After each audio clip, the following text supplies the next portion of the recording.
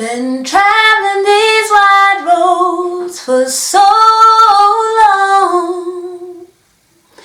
My heart's been far from you, 10,000 miles gone.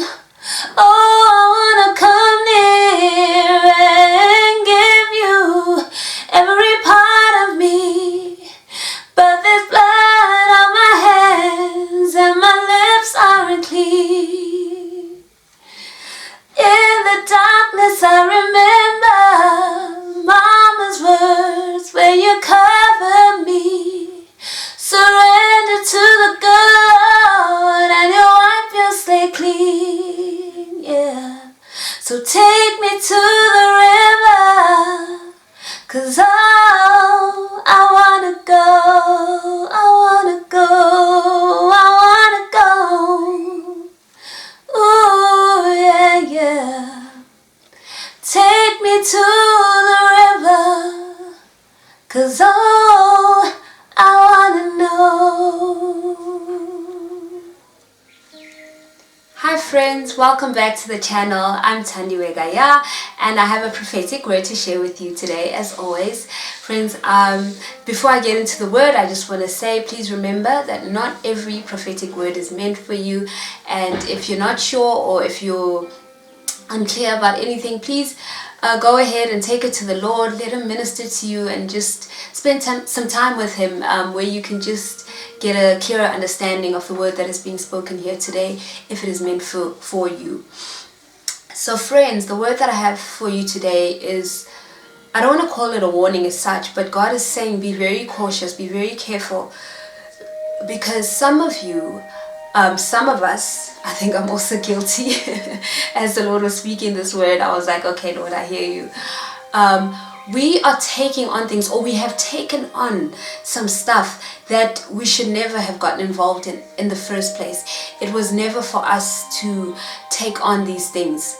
So these are responsibilities that are not ours, they belong to someone else, but for some reason we feel the need to get involved, and it's related to family stuff, to your close family members, not so much extended family, but more your close family members.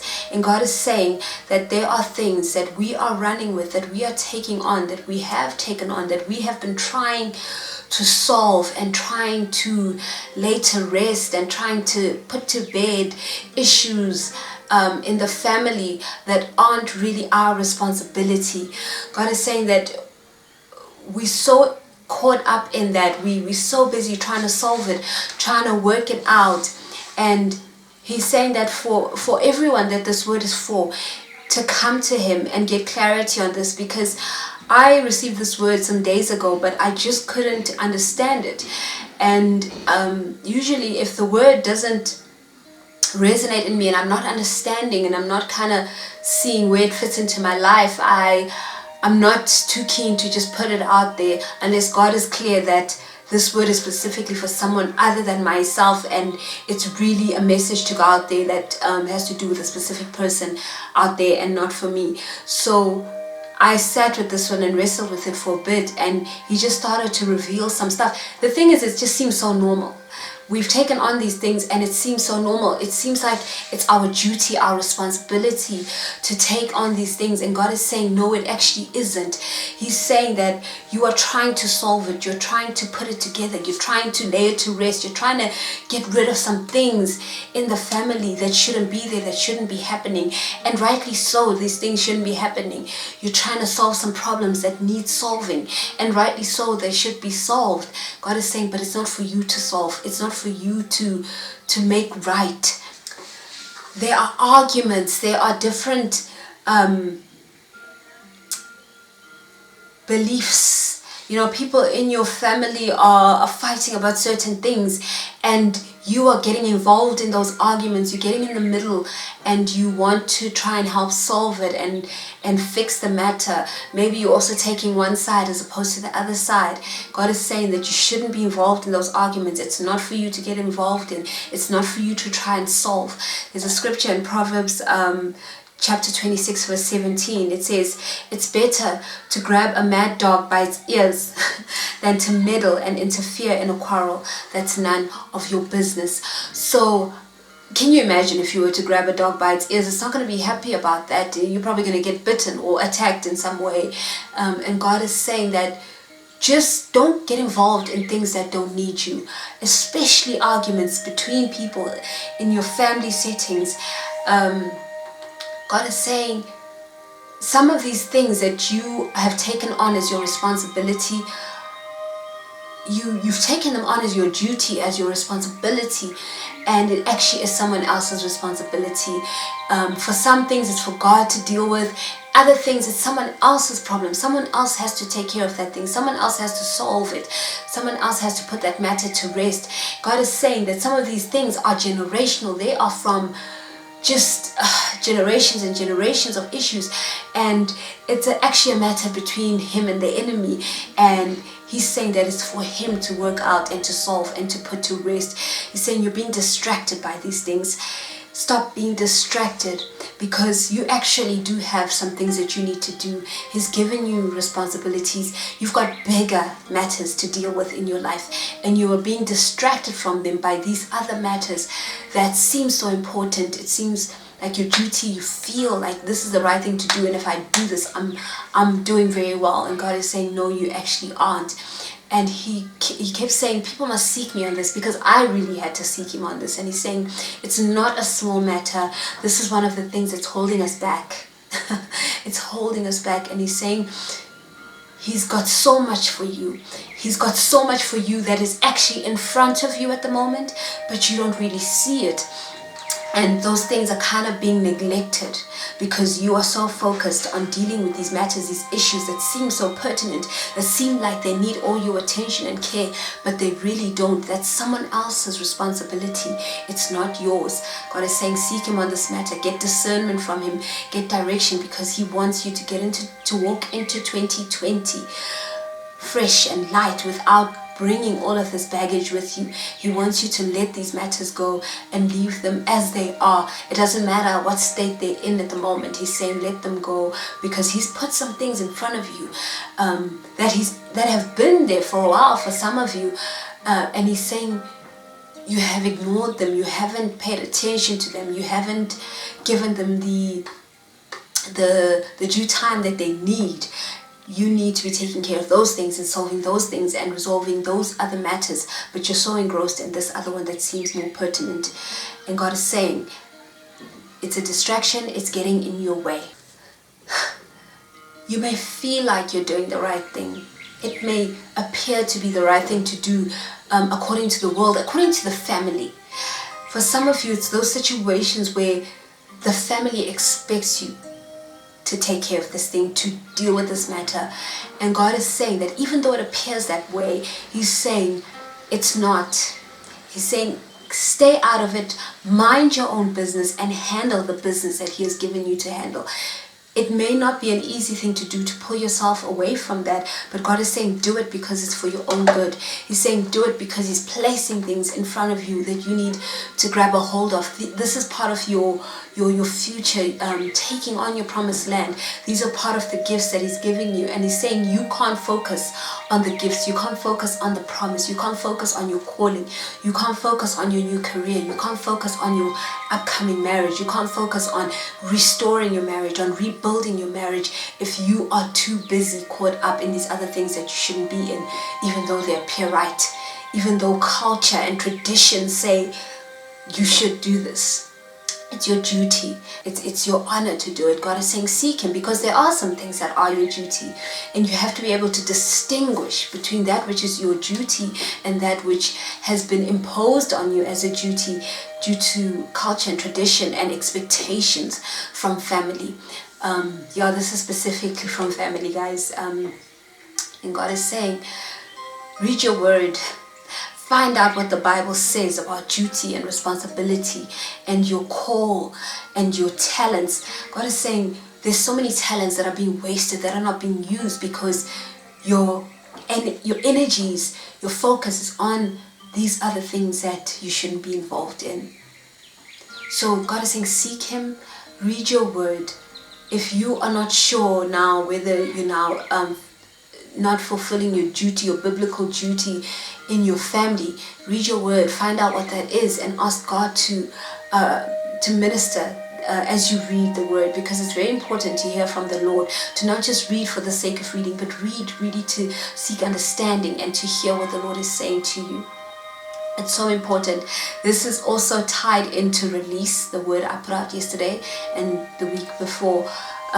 It's all about release, guys. This is a time of letting go. God is saying there's just too much. We're not going to 2020 with all this baggage, so we need to just let go and release. He's saying that the devil is using so many things to distract you, and this is one of those things. And please don't fall victim to this, guys, because it will hold you back.